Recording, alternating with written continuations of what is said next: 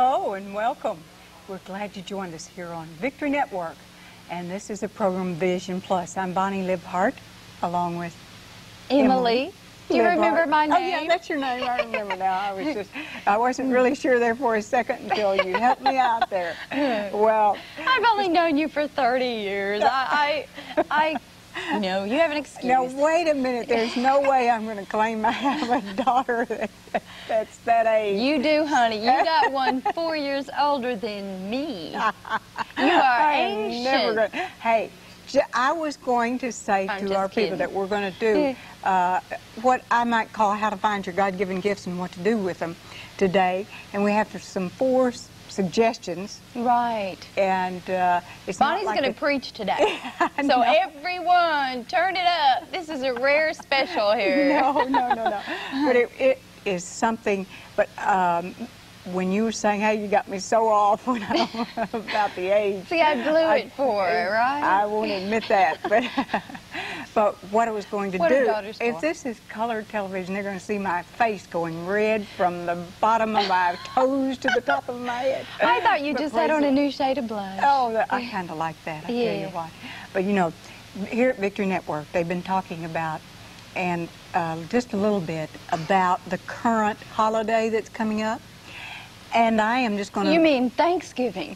Oh, that's the one I'm going to go to. I'm skipping totally over any that's in October and not even consider it. Amen. And we're going right to Thanksgiving, because I think that the whole next 6 weeks and the following 4 weeks and the next year, of course, should be hours of gratitude. How that we should really be thankful for the different blessings. Amen. Like the blessings of having a daughter that's single again and back to visit for a while when she's not in Russia or running around here and there and everywhere. So I'm glad. I have gratitude for you. Well, I have gratitude for you, too. Are you sure about that? Oh, okay. I got it on tape now. Okay. But if you have been wanting to know how to zero your life in and find out, goodness gracious, what in the world was I born for, then maybe you'll get a couple of ideas during this show when we talk about that. Now, you got to remember that Emily and I studied about doing this while we're going through some incredible times. Satan is attacked just like he has many of you. The finances, oh, I cannot believe how Satan has attacked our finances and so many Christians. It's just like, not only that, one of your sister, our other daughter, is just going through incredible challenges, trouble. A lot of it of her own doing, and a lot of it circumstances, and who she was with at the moment. You know, we have to watch who we're with at the moment. And then our son going through a lot, and it seems like that the challenge of zeroing out. Now, last week we talked a little bit about how to start getting your life focused on the Lord, because it is the last days. That's right. That's right. And now Hungary. Look what they've declared. What, democracy in Hungary? Isn't that incredible? And doesn't the Bible say that Budapest? The world, you were just in Budapest. I was just there. It was just incredible, because when they shot the news, I actually saw that in the town square. I was at the motel. I could see where my little room was when I was staying there. You know, and I was like, wow, I was right there. So in the earthquakes and the earthquake and Hugo and all of these things are just saying it's open our eyes. You know, it's toward the end. It's close to the end. It's time to get motivated and mobile, and let's go for it. And get our souls and bodies and energy all worked up to find out. Zero in, focus in on what you are to do. Yes. Your goal, you know what? your God talks about the desire. He'll give us the desire of our heart. Trust the Lord with all thine heart. Lean not upon your own understanding. In all your ways acknowledge Him, and He'll direct your path. He'll give you the desires of your heart. And I think that that is so exciting when we think about God giving us the desires of our heart. So what do you desire? Now, of course, that takes into consideration you have to be sold out to the Lord. And if you haven't had things going right, and even if they're going great, or even if they're not going great, the answer is to get focused on the Lord and just say, okay, God, I can see all these things are happening to me, but I want to just really focus on what you want me to do. And what do you how do you find out what your God-given gifts? Well, some people are real good at organizing, and other people are good exhorters or evangelists. Some are prophets, and I think you are. Every time you start talking, I see that little finger pointing. That's if you want visualization of what a prophet is, you'll always see them pointing. You know, I was working at a beauty salon, and she wanted me to work full-time, and I'm working full-time for the Lord, and I could only work part-time.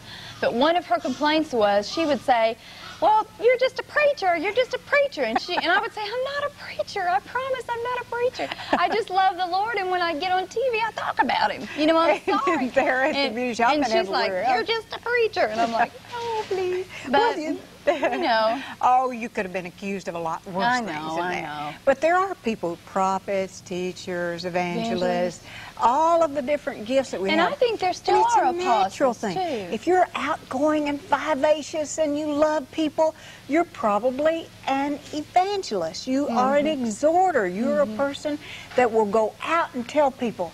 Now, if you're very organized and you like to do, you know, and you want to talk to people, but you got to have it. Everything, okay, you do your outlines. Roman numeral 1, and 1, 2, 3, 4, 5 under that, and A, B, C, D, E after that, under that, and that's good. That's a teacher. That's a person who is so organized, and a person who is wants the details to be exact and accurate. And then sometimes there's a time when there's this pastor, this person that stays with the flock all the time. Right. And pastor is kind of like a shepherd that loves the people within, you know, more than an evangelist that would go without. Yeah, and it takes both. That doesn't mean that one is better than the other. It takes all of us to make up the world. What we want you to do is find out how you feel. Do you feel that you just love people and you love being with them, you want to go out with them, to go out and tell them whatever it is? I mean, there are people that'll go out and they'll find a bargain shopping, and they come home and they've got to tell everybody.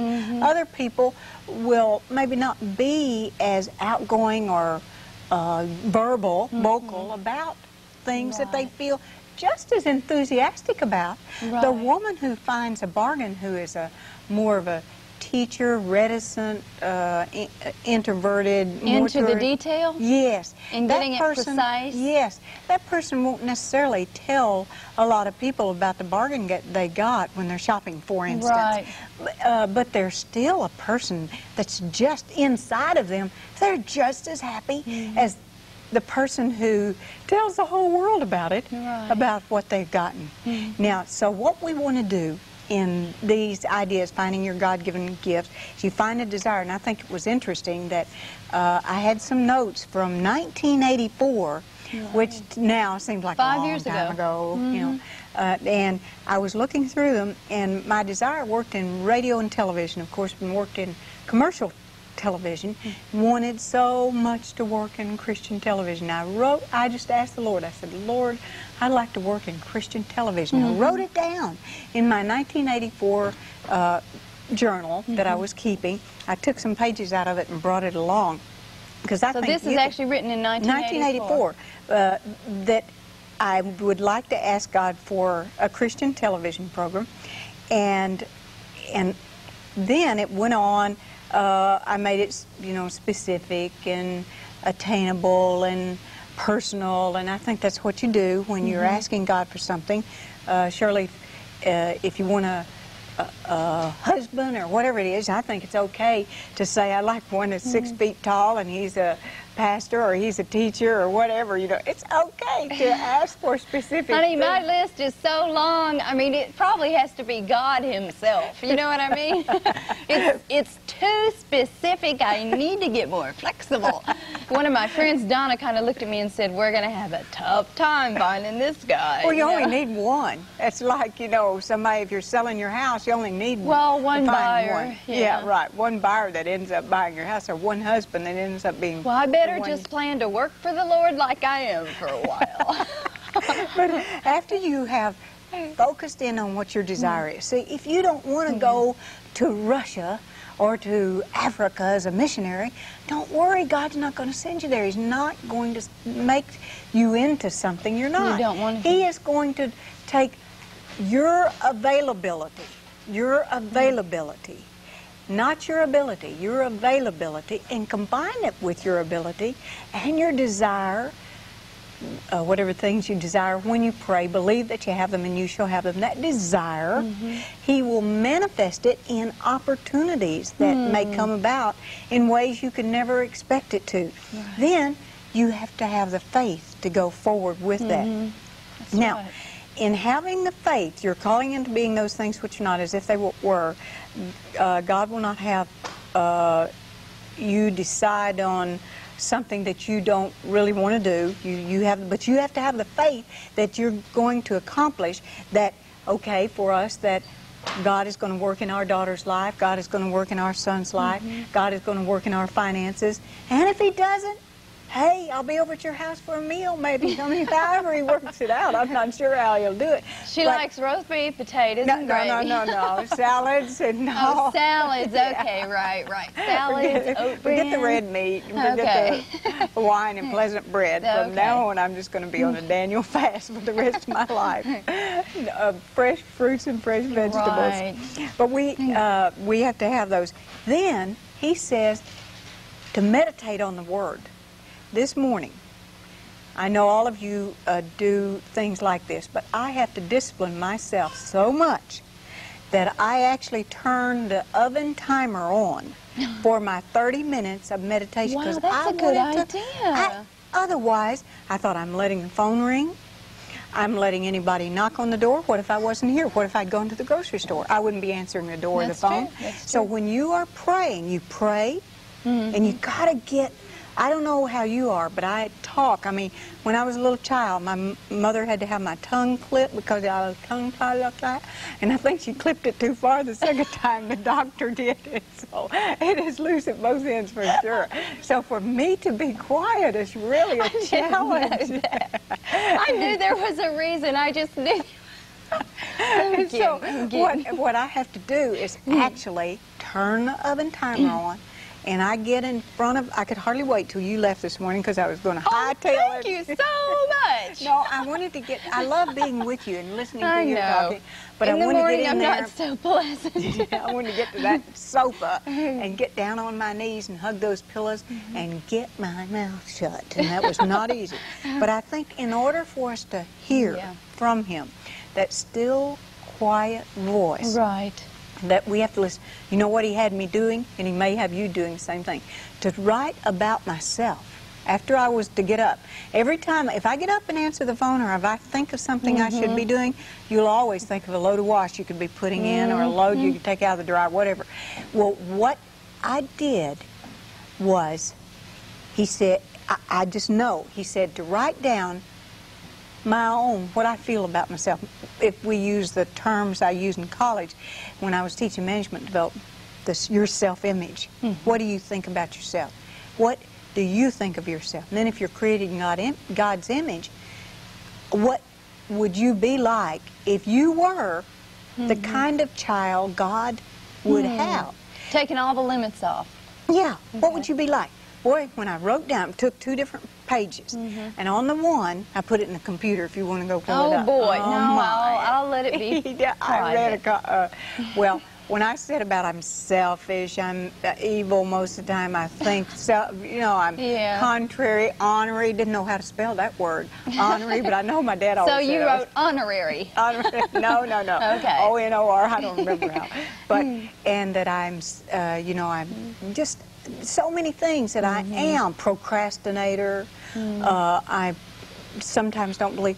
And then I wrote down how I would be. And I thought of all these ways. But I'm also, I think I'm gentle and kind, and I'm a happy person. Right. In other words, there's a good So what if I have too. to take bankruptcy? My child goes to prison. My other son's on drugs. I mean, all those just little things, you know. But what I think happens when we get quiet and we think, okay, what if He's telling the truth? What if everything in that Bible is accurate and we can ask and it shall be given to you, seek and you shall find, Right. knock and it shall be added unto you. You know what I've always wondered? In those three things, that's A-S-K, ask, seek, and knock. In Hebrew, in the original Hebrew, I wonder if those three words had an acronym like that that meant A-S-K. Yeah. I Boy, got to study that. My dad knew Greek and Hebrew, and I got to call my mom up and dig out some of those books. Or if you know Hebrew and Greek, please tell me whether it did or not. But if we ask, we seek, and we knock, and the door's going to be open to us, and then if He's going to give us the desires of our heart, Right. and all of the things that we ask for, believing. And we're going to not ask amiss, because He's going to, whatever things you desire. Well, and also it says, the Lord is my shepherd, I shall not want. He doesn't say, I shall not need. He says, I shall not want. So what happened? My wanter changed. Right. I have no desire for the latest fashions, for the, you know, to fix my old last year's purse is good enough, don't need a new purse this year. Whatever it is that I used to want, a new clothing ensemble every season and all of that, and you change, your wanter changes, doesn't matter anymore. Those things become unimportant, doesn't it? Yeah. And I think as you become in tune with the Lord, you know, it says that a man plans his way, but the Lord directs his path. So you have to plan, but you know, if it's a little bit off, God's going to direct you in the right It's just like when they shoot the missiles off. They might shoot them towards so that they can get that off toward Jupiter, and it could be that while they're up there, they may have to correct. It might go this direction and that direction, and I think that's the way we... And the Lord will direct you like that. Our human lives are like that, because we have a target and we want to go to heaven, we want to be saved, we want our family saved, us and our household, but that doesn't mean every day we're going to be right on the straight and narrow. Can I just want to share something that maybe would help someone understand that. What I'm doing for... talk more, but you hate to interrupt. Oh, right, exactly. But I'm going to interrupt this time. Okay. One thing I do for Door of Hope is I just call on every single church in this town and present the little New Testament letter ministry to them. And I'm in the Baptist church in B under L for Lakewood Baptist. And I was driving along the street along Triana, and I saw this church. It was a Baptist church, but it was in the W's. It was West Huntsville Church, Baptist church. And I thought, man, I just feel like pulling in there and stopping. You know, it was just, you know, kind of like I had planned my way and I was in the L's, but the Lord had something else in mind. When I walked in there and started talking to him about sending the New Testaments into Romania and Bulgaria and Czechoslovakia, I found out that this weekend they're going to have a pastor there from Romania is going to be their main speaker for the whole weekend. They're going to have a big banquet. And see, if I hadn't been led by the Spirit, I had planned my way, but the Lord directed my path.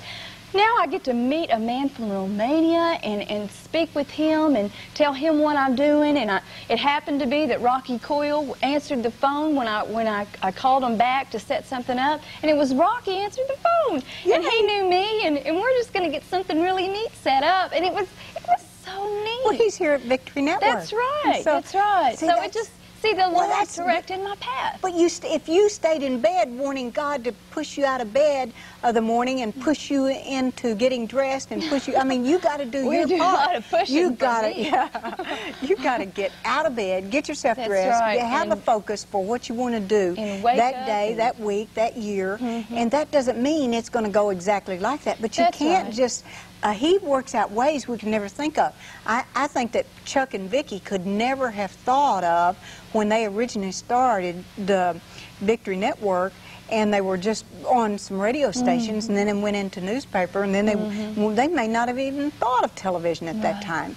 Or if they did, maybe it didn't go the way they always thought, and they would never have thought of maybe going from 20,000 to 60,000 homes in a blink of an eyelash, or eyebrow, or wherever you blink your eye. But they had a goal, and they were working toward it, and the Lord directed their path. That's right.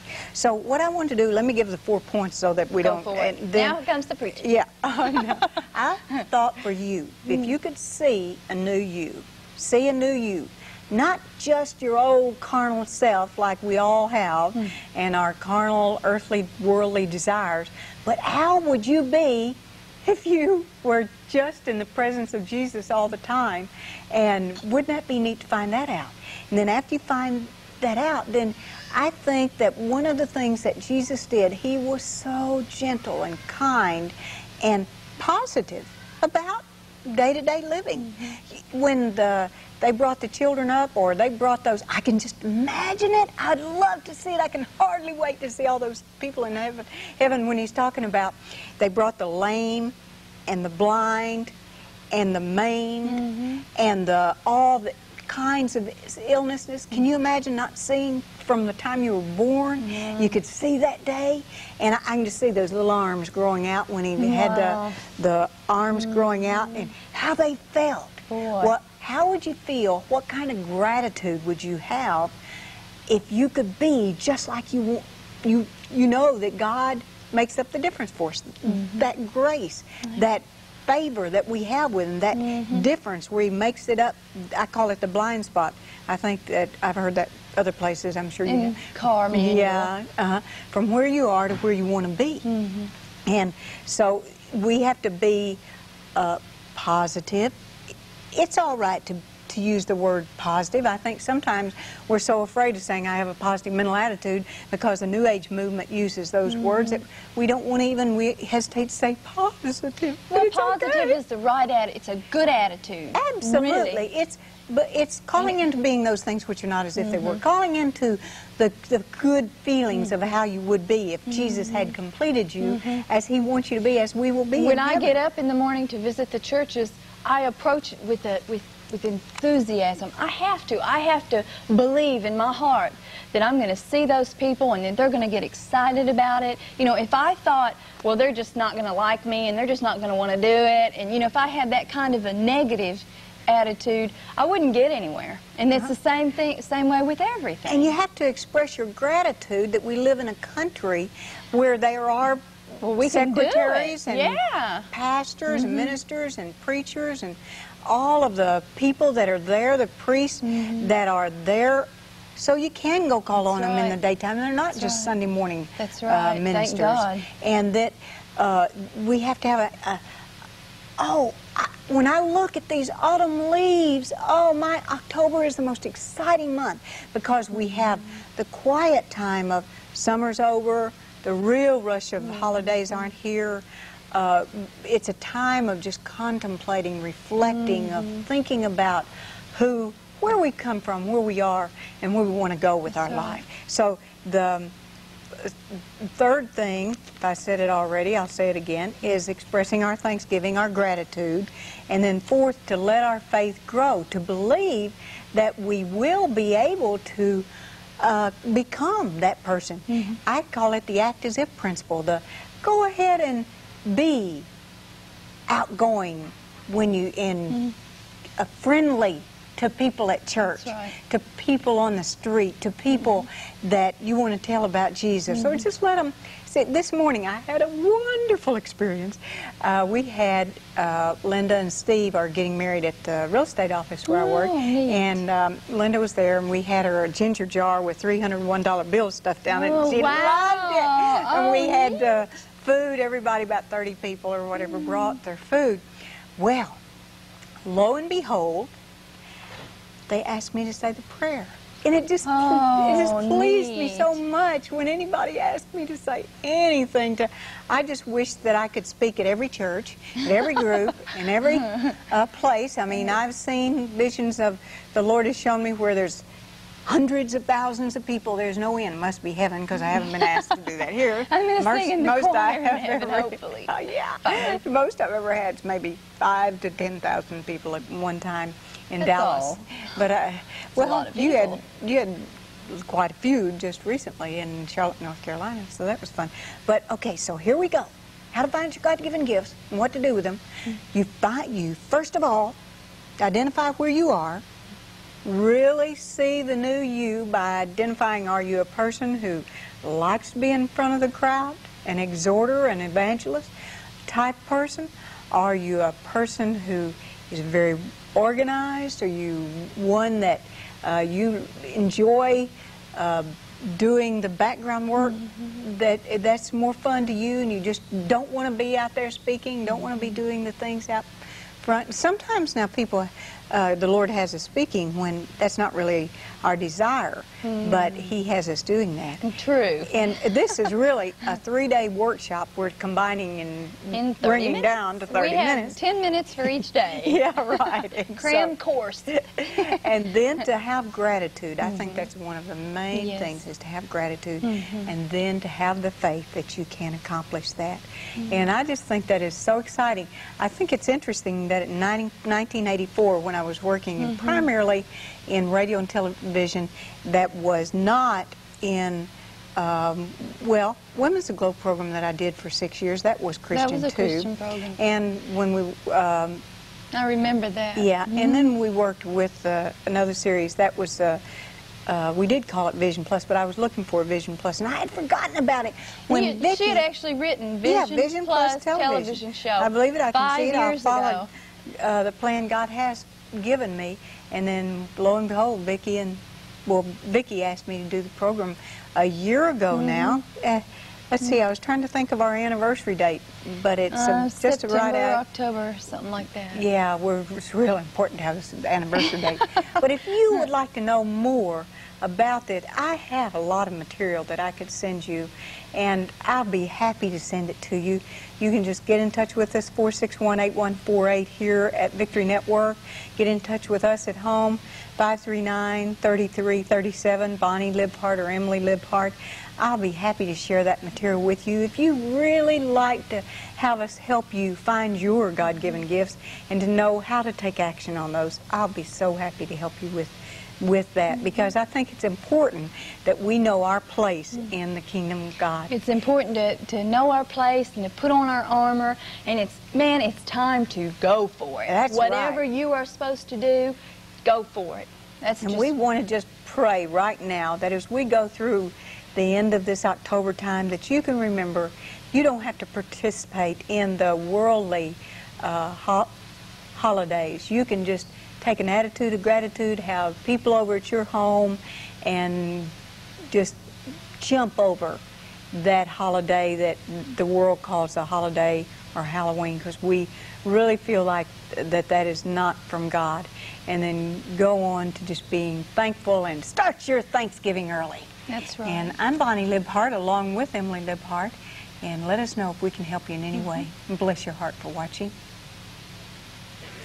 Give Him praise, come into His presence with thanksgiving in your heart. Your voices raised, your voices raised. Give glory and honor and power unto Him, Jesus, the name above all names. Come into His presence with thanksgiving in your heart and give Him praise, and give Him praise. Come into His presence with thanksgiving.